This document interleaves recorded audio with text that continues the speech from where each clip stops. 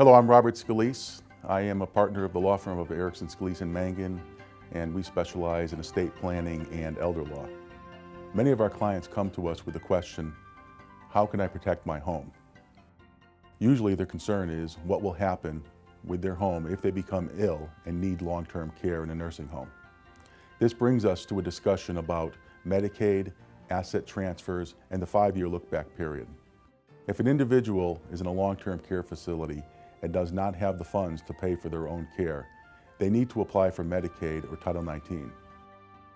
Once an application is made, you have the obligation to disclose any financial transactions, including gifts that you made within 5 years.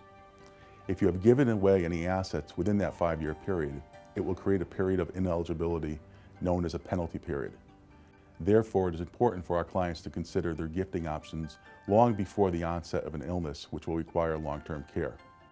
For many of our clients, their home is their major asset. There are several ways in which a home can be transferred.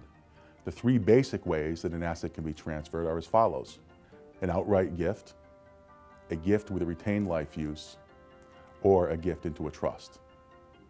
We generally do not recommend an outright gift of a person's home to their children. If the child has financial issues, goes through a divorce in the future, or are subject to a lawsuit, this could affect the parent's ability to continue to live in the home. We therefore recommend either a life use transfer or a transfer into a trust. The life use transfer is a relatively simple transaction and requires the parent to sign a deed to the children while retaining the right to live in the property for the rest of their lives.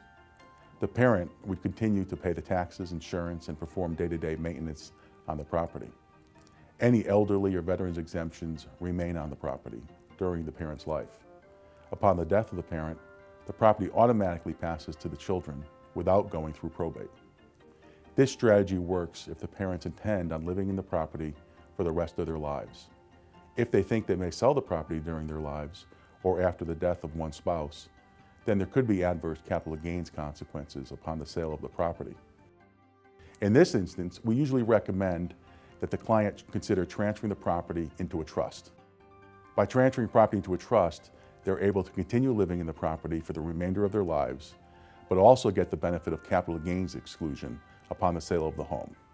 With a trust, you have more control of who the ultimate beneficiaries are of the property. For instance, you could determine who would inherit the property if one of your children predeceased you. There are numerous factors to consider when determining the best way to transfer your home, and each family's circumstances are unique. I will be glad to sit with you and discuss your own wishes and recommend the technique that works best for you and your family.